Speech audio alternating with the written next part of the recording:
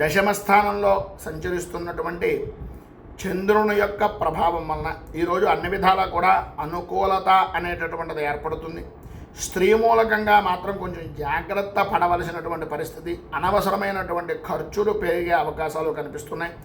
స్త్రీలతో కానీ భార్యతో కానీ స్వల్పంగా ఇబ్బందికరమైన పరిస్థితులు, ఆరోగ్య విషయం నిమిత్తంగా సమస్యలు తలెత్తేటటువంటి పరిస్థితి ఏర్పడుతుంది.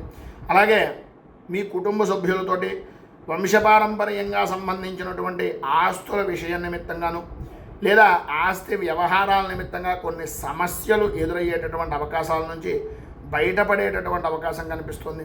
అలాగే పారంపర్యంగా వచ్చేటటువంటి ఆస్తుల నిమిత్తంగా ఏదైనా కోర్టు వ్యవహారాలు కానీ ఇబ్బందికరమైనటువంటి పరిస్థితులు కానీ ఉన్నట్లయితే వాటి నుంచి ఉపశమనం కలగడం, అనుకూలతలు ఏర్పడడం, కొన్ని విశేషమైనటువంటి ధనయోగం అనేటటువంటిది, అలభ్య ధనయోగము అనేటటువంటిది లభించడం జరుగుతుంది.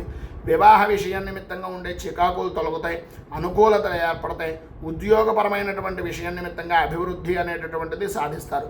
గౌరవపరమైనటువంటి విధానంలో అనుకూలతలు అనేటటువంటివి ప్రారంభమవడం, వృత్తి వ్యాపారపరమైనటువంటి విషయాల నిమిత్తంగా అనుకూలతలు ఏర్పడడం, అలాగే ఆర్థిక అభివృద్ధి అనేటటువంటిది జరగడం, ఉద్యోగపరమైనటువంటి విషయాల నిమిత్తంగా జరిగేటటువంటి లావాదేవీల్లో కొంతవరకు అనుకూలత ఏర్పడడం, అధికారుల అనుగ్రహాన్ని పొందడం లాంటివి శుభ ఫలితాలు పొందుతారు.